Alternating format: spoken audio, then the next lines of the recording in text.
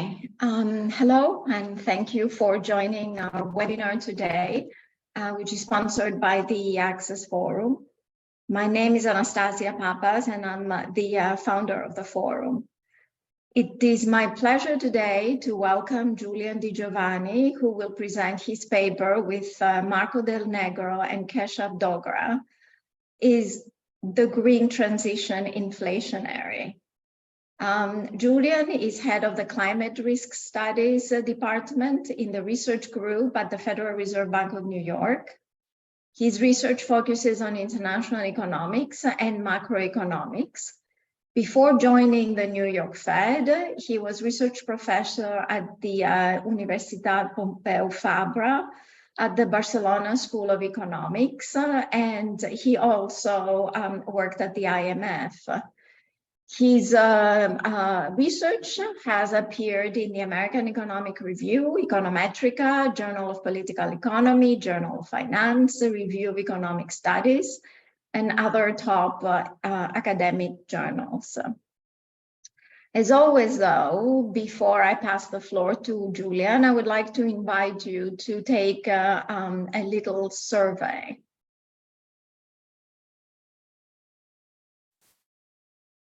So the first question is, which climate policy can be inflationary? A tax on dirty sector or a subsidy on the green sector? And the second question is, sectors with high CO2 emissions have relatively flexible prices or rigid prices? Got that, yeah.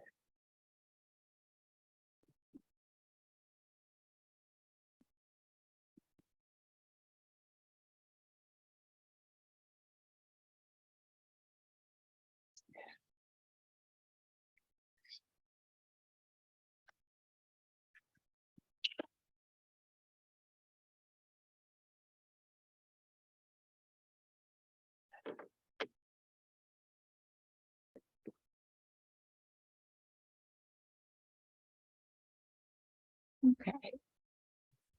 So the majority of the audience, 68%, thinks that a tax on the dirty sector is inflationary. For the second question, 52% think that the sectors with high CO2 emissions have rigid prices, more or less 50-50, and 48% flexible prices. So, Julian, now you know what our audience thinks. So I'm passing the floor to you. Very good, thank you. Let me just share my screen again.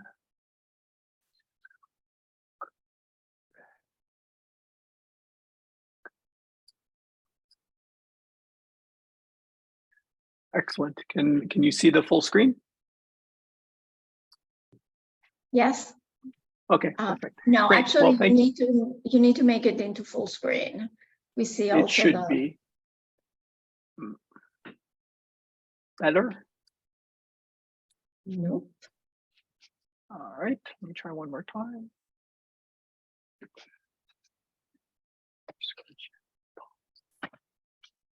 Sorry about that. It says my screen sharing is paused.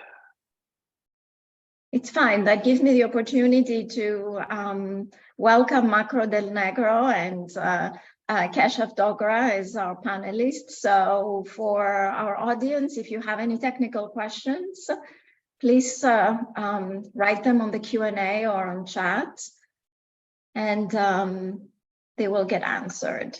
Otherwise, all other questions will be at the end. So now that's perfect. Thanks. Okay, it works well? Yes.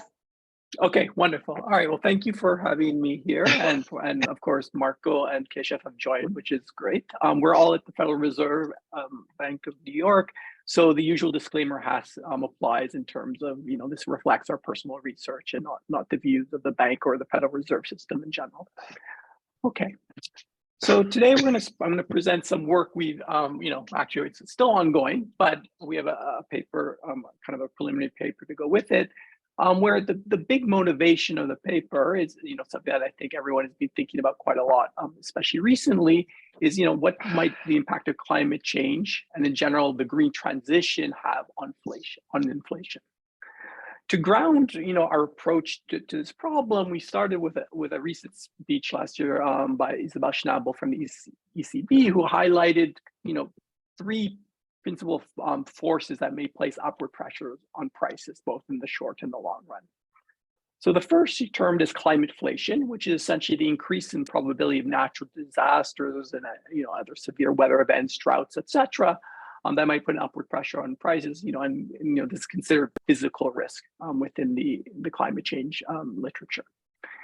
The next concept she introduced was fossilflation, right? So this is where policies such as carbon taxes that are used to combat the use of fossil fuels and help green the economy, which is also considered a transition risk, might also put upward pressures on inflation.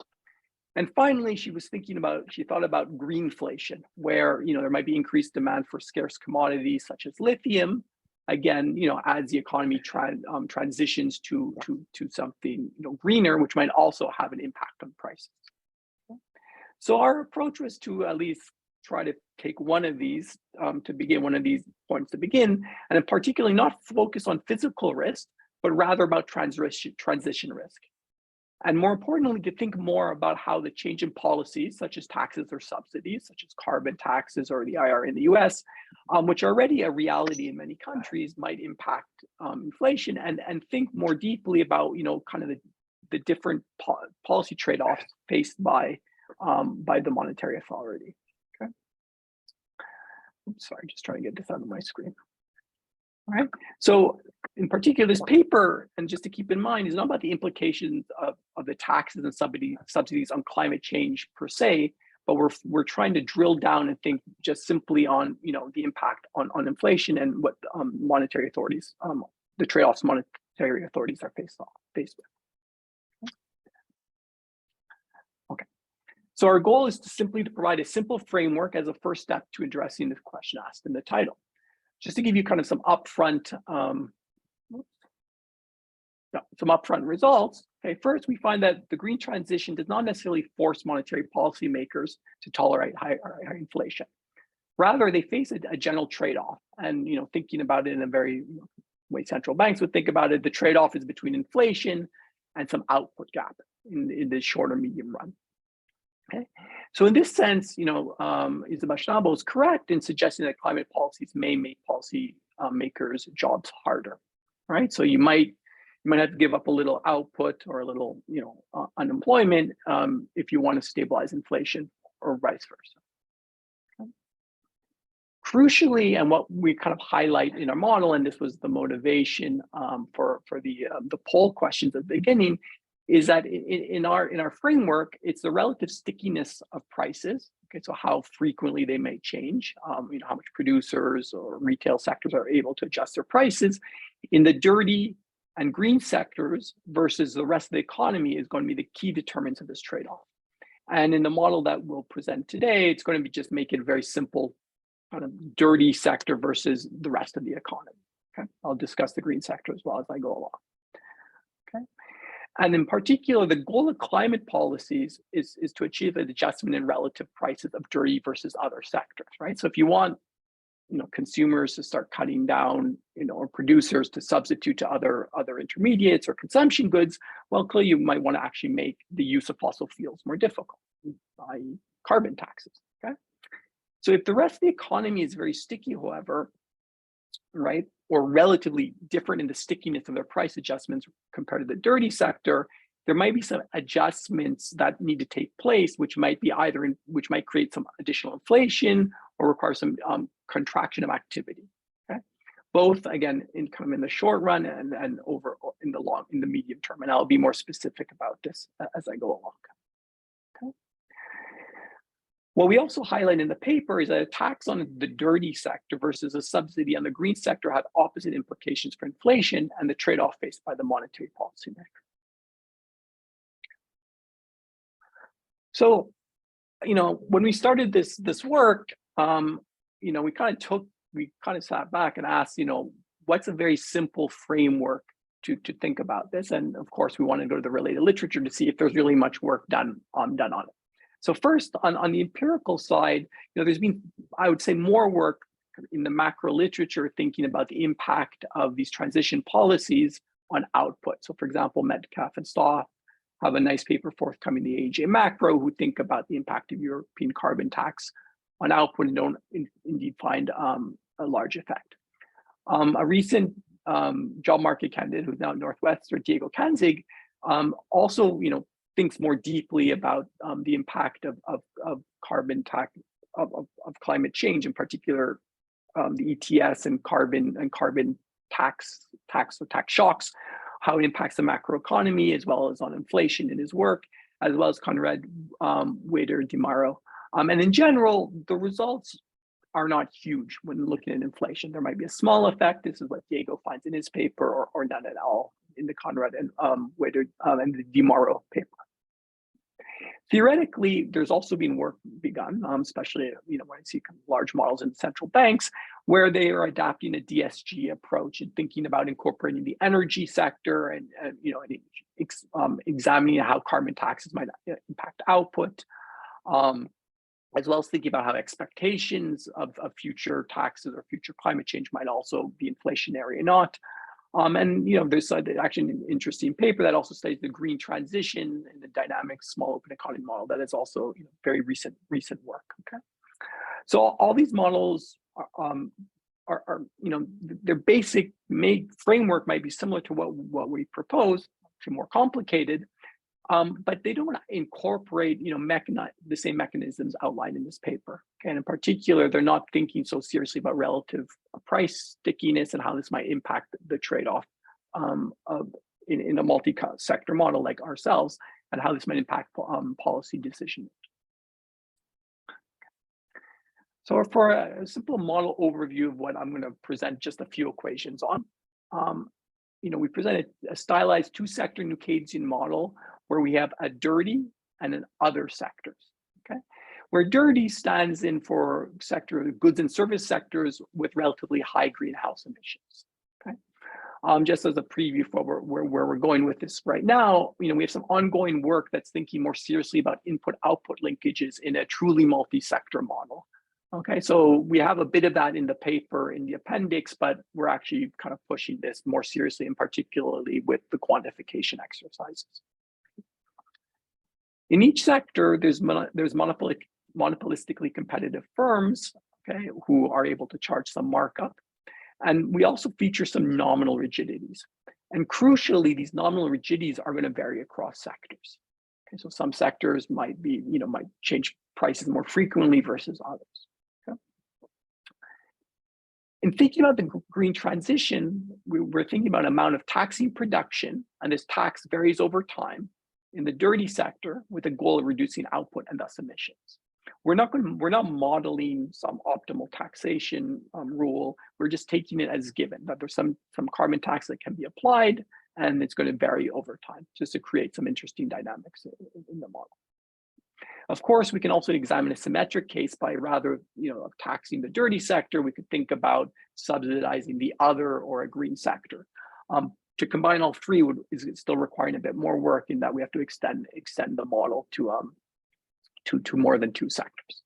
Okay, so but for today, we're thinking of two sectors. They're separated from each other. There's no input-output linkages in what I'll be presenting, and you have a dirty and another sector. So the model is very stylized, and we just simply want to make some conceptual points, that I highlighted a few slides ago in the introduction. Okay, and then as we go along, at least today, I'll have some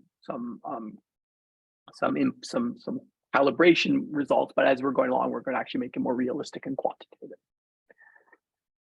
So we can think about just dividing up the macroeconomy into households, which we assume are infinitely lived.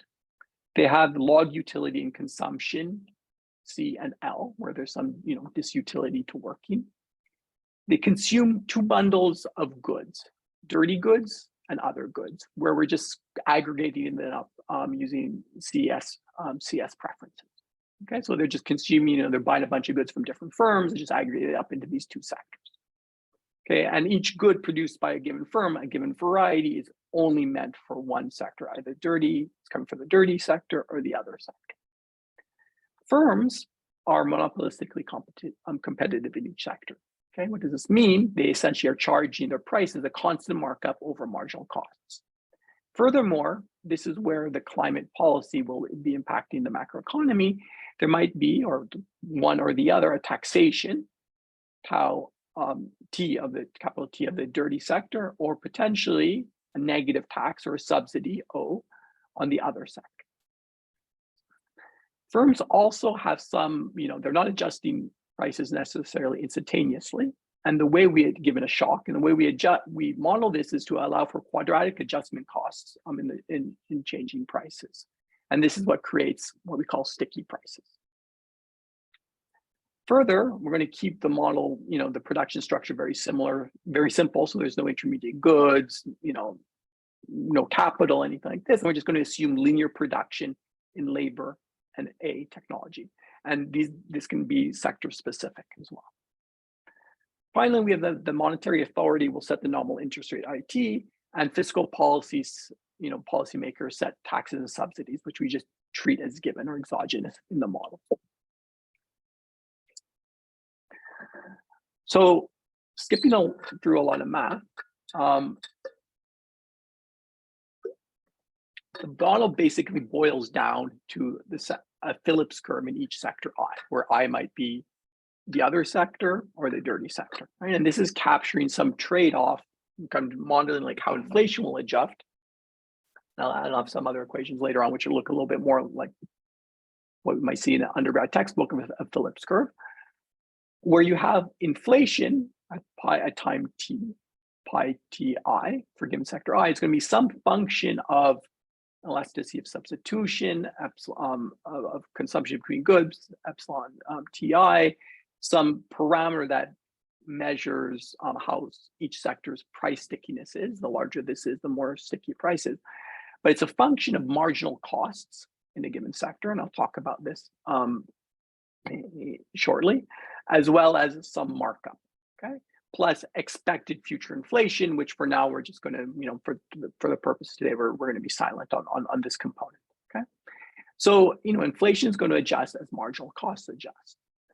The real marginal cost, so MT is the nominal one divided by the price level in a given sector, okay? Simply just some wage adjustment, productivity adjustment in real terms, plus some tax, right, or subsidy in real terms. And this in turn, we just do a little math, which we need for adjusting later on, is going to be, we can replace wages, it's going to be some function of output, the disutility of labor and technology. So what's key here, and I want to get bogged down in all the expressions, is that essentially taxes act like some cost push markup shock, okay? So if 1 over UTI is 1 over the markup, we can think of some synthetic markup, U tilde, being a function of the actual markup minus the tax, the real tax or subsidy. Okay, so as this moves up and down, this is going to also impact essentially the marginal costs of faced by the producers, which is then going to affect their pricing dynamics, which is going to affect inflation.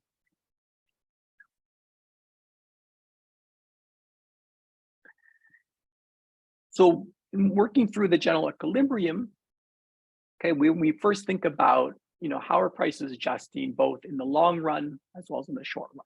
So our concept, the long run, is thinking about the flexible price equilibrium, i.e., let's say firms are faced by some new tax, which is varying over time. How, if prices were going to adjust, what does this imply about how the economy is in this new steady state? Okay, once prices adjust, if resources are used efficiently, et cetera, et cetera. And what's crucial in thinking about this is to think, and how resources will be allocated across the two sectors, and then how the aggregate economy will also look. So think about the relative price of the dirty sector. And in particular, if we define ST star as being the new steady state, so this is after a tax has been applied, it's gradually changing over time until you get to the final tax rate. what does the final relative price look like of the dirty sector's price versus the other sector's price?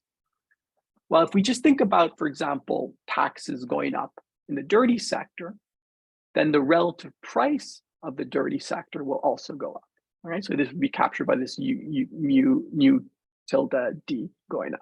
Okay, holding technology or the path of technology constant. Okay, why, and what does, you would expect the relative price of the dirty sector to go up if you want to push consumers and firms away from producing and consuming these dirty sectors. All right, so this is the transition that I'm going to focus on in today's talk. Okay. Similarly, as this relative price is going up, okay, well, output in the dirty sector is going to start to fall. Indeed, this is the point of the policy, right? So this is, this is going to go up, this synthetic markup, and output in sector I, or the dirty sector, is going to go down. Okay. Note if we just target the dirty sector, nothing needs to be going on in terms of the other sector's output at all in the model the way we set it up. Okay. And finally, whatever happens to the potential output is going to depend on whether the government subsidizes the rest of the economy. Right. So for sure, we're going to be assuming that this is going to be falling. So in the new steady state, output in the dirty sector is going down, and this might therefore imply that the new flexible price equilibrium output of the aggregate economy is also going to fall unless you start to adjust, for example, subsidize the other sectors. Okay. What's key though, right, as these relative prices are adjusting, is that with perfectly flexible prices, none of this matters for aggregate inflation. Okay, the adjustment in relative prices, okay, PD over PO, is going to be instantaneous and can take place for any level of aggregate price, aggregate inflation. So if the price level of the dirty sector is going up, then the price level of the other sector can fall. Overall, aggregate inflation will not change. And this, in general, you can think about is quite standard in any flexible price equilibrium models, where for macroeconomies, where the relative price adjustments should have no impact on overall inflation. So to get a bit more action in the model and think about it, how central banks, what we face in the economy, we need to bring in some price stickiness or some price rigidities. Doing so then is going to create some interesting dynamics and face create a trade-off that policymakers are going to face in the short run before the economy reaches the new steady state. So boiling down kind of the model and what the model applies, we can think about the linearized Phillips curves in the dirty sector. So pi dt as being inflation of the dirty sector, as being a function now of the deviation of overall aggregate output from its flexible price steady state version, YT star, as well as the difference in the relative price, ST, at a given period, and ST star, which is just the kind of the log linear differences of the log of the capital ST that I showed before. So this would adjust instantaneously. But because of potential price stickiness, the relative price between the dirty and the other sectors might not adjust sufficiently, so there's some wedge between these two in the short run. Okay, kappa d is now a parameter that governs how flexible or how sticky, on the inverse of it, the dirty price adjustment is. Okay. For the rest of the economy, the other sector gives you a similar equation, where now we have kappa O that differs potentially from the parameter kappa D, and here it's captured here, and this is where we get some interesting trade-offs. I'll show you shortly, where if the kind of the relative price flexibility differs across the sectors, we might have inflation in the transition to the steady state. And finally, just for some overall, definitions, we have aggregate CPI inflation, given, and this comes from how we defined the consumer's aggregate consumption bundle as being some weighted share of inflation in the rest of the economy, as well as inflation in the dirty sector. And the relative price difference at time t is just going to equal the lag of the relative price plus inflation, the difference in inflation in the two sectors. And the name of the game in the remainder of the talk is to understand what happens to inflation as well as output at a given period as the relative price, as t approaches its new flexible price equilibrium or steady state, which has increased, right? So given the tax to the dirty sector, this is going to be higher in the long run. Okay, and to think also how these dynamics depend on the monetary policy rule that the central bank adopts. All right. So before getting to some interesting figures, I'm going to walk through two cases and then show them and kind of some extensions graphically. The first is think about dirty prices being completely flexible. So this implies that KD is equal to infinity, while other prices are fixed. So kappa 0 is simply equal to 0. Well, in this case, the only price that can move, right, as the economy is approaching the new steady state, are the dirty ones, okay? Which must increase. Just by definition, you're applying each period a changing tax on dirty goods, and this is feeding directly into firms, markups, so prices are going to go up. And specifically, aggregate inflation is just 1 minus the consumption share of the dirty of the other sector. Okay, so the consumption share of the dirty sector times the inflation rate of the dirty sector, which is just going to be equal to the change in relative prices. Okay, so in this case, right, if you have just, you can think about commodities being extremely volatile, prices are always adjusting, whereas, services barely adjust at all, so they're almost zero, and they don't use, very many dirty goods in production. In this case, you're going to have inflation as the economy is moving from one steady state to the next along the transition path. So inflation is unavoidable. Case 2 is that, again, we're going to allow dirty prices to be perfectly flexible just for ease of exposition, but we allow other prices to be somewhat sticky, right? So kappa 0 is greater than 0, but it's still less than infinity. They're not perfectly flexible, okay?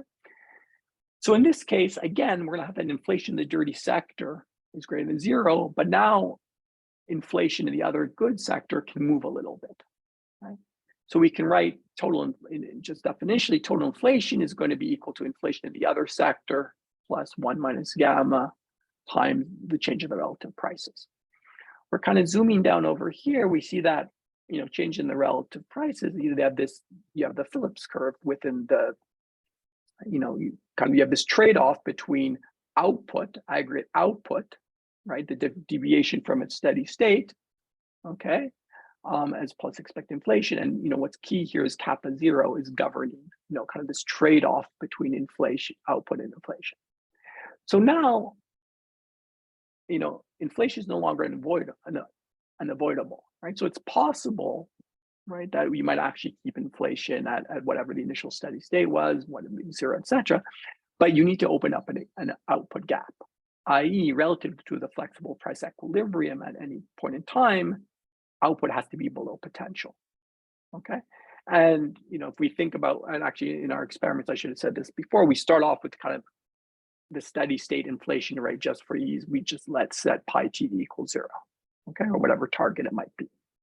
Okay, so this starts to show that there's a trade-off, right? The minute you have, a little bit of flexibility in one sector, it's possible that, it could be possible that the central bank can kind of eliminate inflation. But again, this might drive the economy below potential output.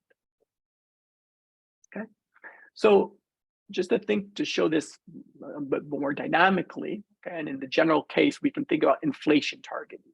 So what do I mean by inflation targeting? Essentially, the central bank is going to set the interest rate such that starting at time 0, going to 40, which is the new steady state, you will have 0 inflation, regardless of what parameters we're going to set for price stickiness. Okay, and I think it's worthwhile just breaking down what the different colors mean. Okay, so first, actually looking down at the real variables, output, relative prices and output in the dirty sector, the black lines are capturing the flexible price equilibrium. Okay, so over time, in particular, you see this black line output is actually following over time. Okay, so this is, this is capturing that with a tax to the dirty sector potential, you're just kind of suppressing aggregate output over time. Okay? Whereas the relative price of the dirty sector is going over time, and indeed you see output in the dirty sector going down as well. So what are the other colored lines? So the red line is denoting a knife edge condition, in which case the price stickiness of the two sectors are identical. Okay. So I didn't discuss this case yet, but this is a particular knife edge, which I'll explain, had some interesting properties to it. Okay. The dashed blue line denotes the calibration where I discussed initially, where you have some infinite price flexibility for the dirty sector. So that's case one.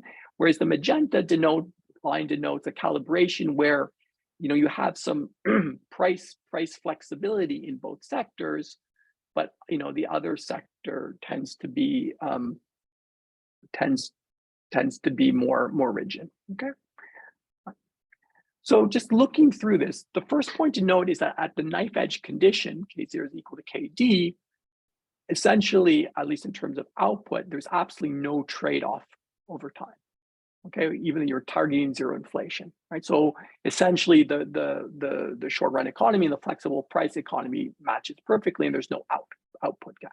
Okay, and essentially, what's driving this is that kind of the inflation in the other sector and inflation in the dirty sector are just offsetting each other. So disinflation in the other sector, inflation in the dirty sector, offsetting each other sufficiently so that there needs to be no output gap to kind of get inflation down to zero. Okay. Looking at the dashed blue line, and this is what I discussed initially, you actually see that, and actually in the magenta line to some degree as well, in both of these things, you have an output gap opening in kind of in the media curve as you transition to steady state, i.e. output is going to be below both, it's going to be below the aggregate kind of the flexible price output level. Okay. And we see that this is in fact greater, right, when you have like perfect flexibility in the dirty sector. Okay, and it's simply relative prices have to adjust, a lot more, are adjusting, but not adjusting sufficiently to get you up to this flexible price level. Okay? And again, what we see in both calibrations, regardless of how we do the price adjustments, you have disinflation in the other sector versus inflation in the dirty sector in the transition to the new steady state. And depending on the relative price flexibility, one will compensate the other more or less. Okay, and then that just spills over how the dirty sector, how much the output gap has to grow. Okay, and finally, as expected, you're taxing the dirty sector. Output is going to be falling over time, and it might be falling more or less than what the flexible price equilibrium dictates, depending on the relative stickiness of prices. Okay, so that's a case where you're just saying, I'm going to kill inflation altogether. What if the central bank instead targets the output gap, i.e. looking over here, at each period of time, and remember, taxes are adjusting over time, and this is why the potential output is adjusting over time, you're never going to deviate, okay? You're never going to have a recession, or what call it what you want, during the transition from one state to the next. Well, in this case, interestingly, at the knife edge condition, i.e. when the relative price flexibilities are equal to each other, you have zero inflation again, okay?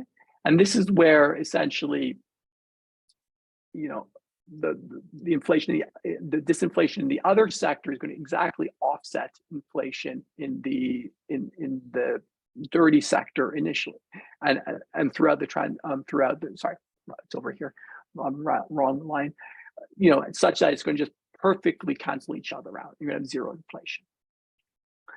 However, if you do have, if you're going to target output, okay, in the short run, and you do have some differences in price flexibility between the two sectors, or price rigidities, Then you're going to have about inflation to begin with before you approach the new steady state. Okay, and what's driving this essentially is that relative prices are not doing the trick; they're not adjusting sufficiently. So if you want to kill the output gap, that means there's going to be some inflation that's going to pick up as well. Okay. All right. So how realistic, or where are we in the world in terms of the difference between kind of price flexibility or price rigidity in dirty sectors versus other sectors of the economy? Okay, so to start getting at this, and we're extending this work kind of with more detailed data for the US, we are able to combine some information on price change frequency data from Paston et al. JME's paper from 2022, where on the y-axis, we're plotting the mean price change frequency in a given sector, right? So the larger this number is, the more flexible, okay, the less sticky a sector's price is. And on the x-axis, we're using information from the World Input-Output tables from 2014, where we're taking total emissions produced by a sector and deflating it by value added. Okay, and here the size of the blue circles essentially are capturing how large these sectors are in the economy in terms of value added. And what we see here is a quite pronounced upward sloping curve. So it's only for 30 sectors, where more higher emitters for value added produced tend to also have more flexible price changes.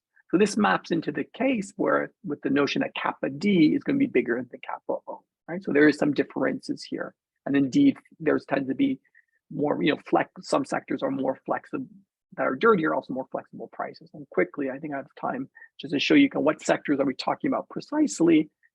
So these are the other sectors, so kind of not the very dirty polluters given our measure. You can think about publishing activities, telecommunications, wholesale trade, etc. Whereas when you go to the dirty sectors, okay, then you start to see kind of the CO2 to value added getting higher, manufacturing of chemicals and chemical products, a lot of kind of heavy material production, as well as, of course, airport transport, water transport, and just creating electricity, etc., requires quite a bit of emissions as well.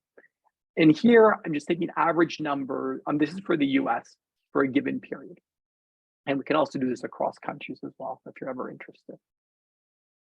Okay, so I think I'm coming close to wrapping up. So just summing up, I guess the main insight we got from working on this project is that the green transition, at least as we define it, need not be inflationary. Okay. However, given the empirically relevant price stickiness in the dirty sector versus the rest of the economy, whereas I just showed you kind of dirty sectors tend to be less sticky, this generates a trade-off between real activity and inflation that the policymakers are faced with. Okay. So the intuition, essentially, carbon taxes increase relative prices of the dirty sector. So in order for a central bank to hit its inflation target, it needs to depress some activity in order to nudge down inflation in the sticky sector, okay, or in the other sector. Although I didn't, present anything here, what we point out in the paper as well is that the opposite will hold when subsidizing the green sector. You may in fact have deflation.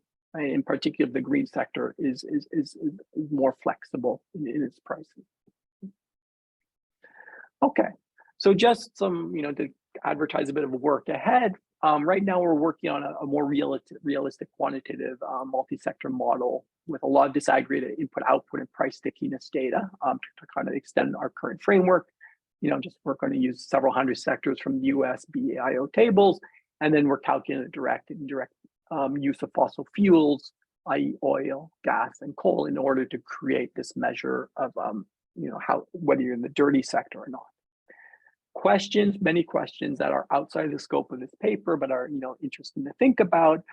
We've remained completely silent on how technology evolves, how firms adjust to taxes, to subsidies, etc. And clearly, this is something important to think about in terms of technological innovation, and productivity in general, what this means for Y star.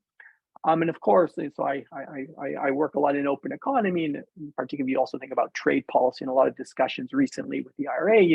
What's the implications of such a model in an open economy setting where countries might undertake different climate policy? It might be just different levels of taxes. Some might focus more on subsidizing green sectors versus taxing dirty ones. And clearly, this might offer some interesting trade-offs faced by policymakers. Particularly conditional on how they trade with the rest of the economy. So with that, I'll stop sharing the screen to see if there's any questions, and thank you for your interest.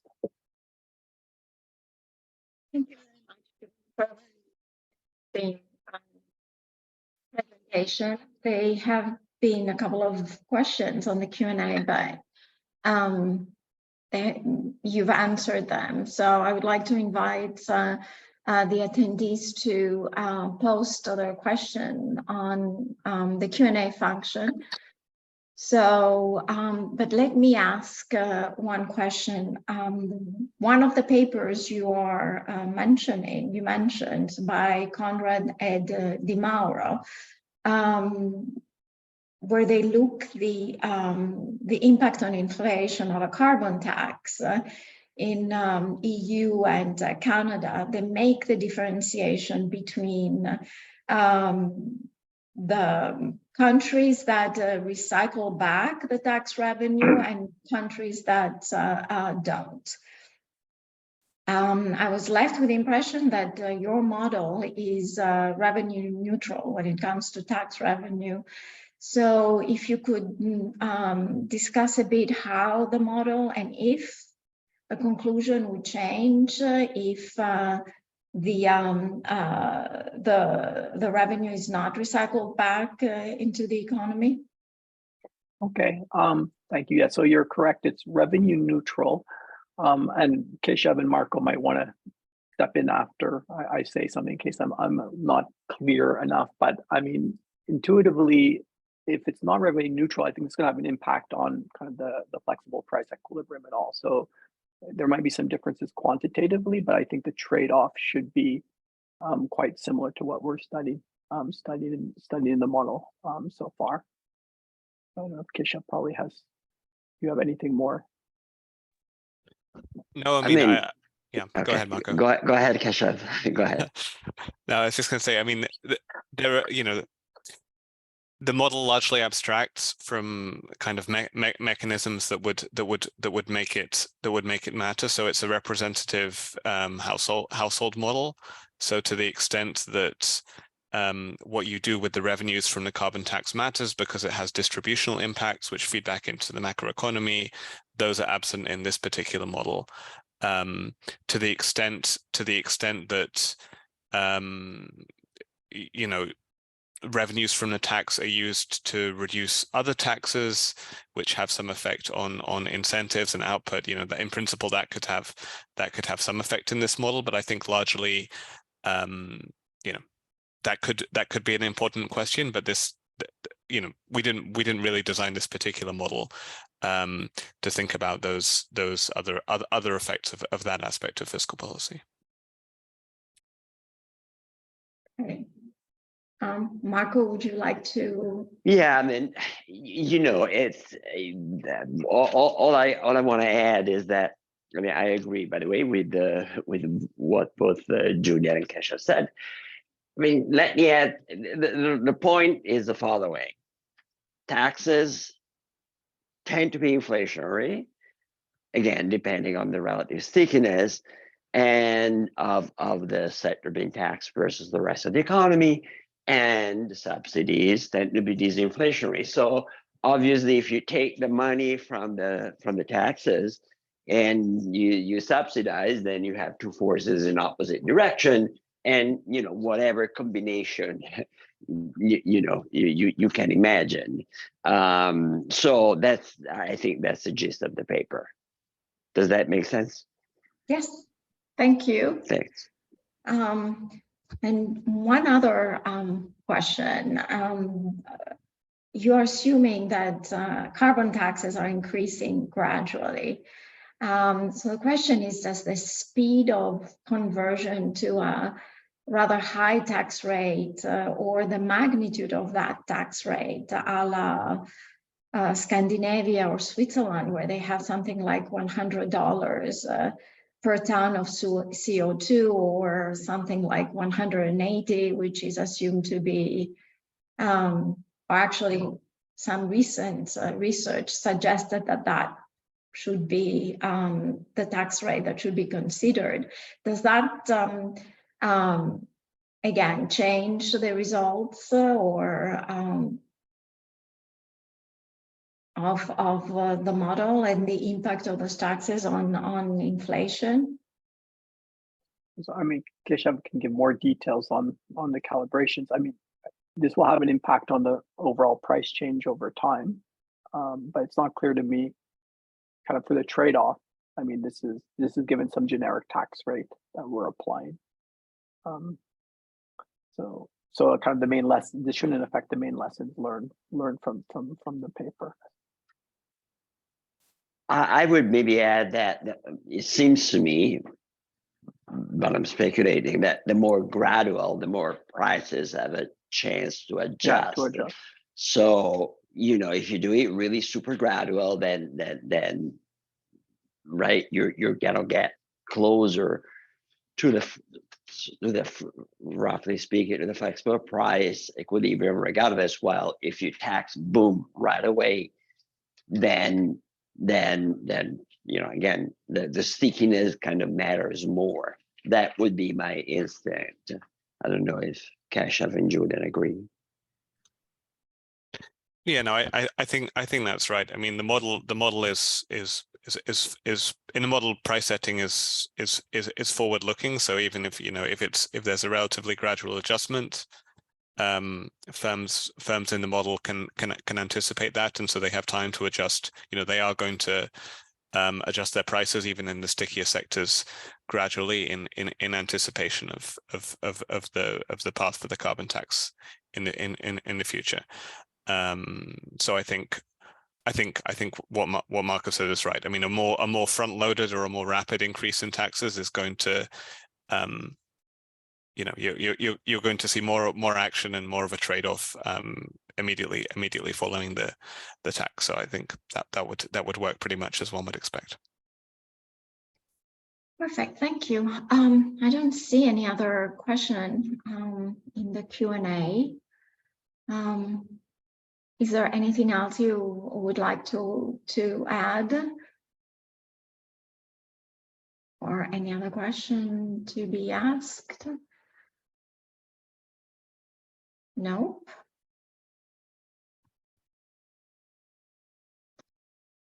Okay, then. Thank you very much, Julian, for a very interesting presentation. Thank you, Keshav and Marco, for participating to this webinar. I just would like to thank the audience for joining us today, and we have a new webinar coming up next Monday. This webinar is organized by the Younger Scholars Committee, and the title is "Can Finance Save the Climate?" which should be quite interesting. Anyway, thank you very much, and see you next Monday then. Thank you. Thank you very much. Bye-bye. Thanks. Cheers.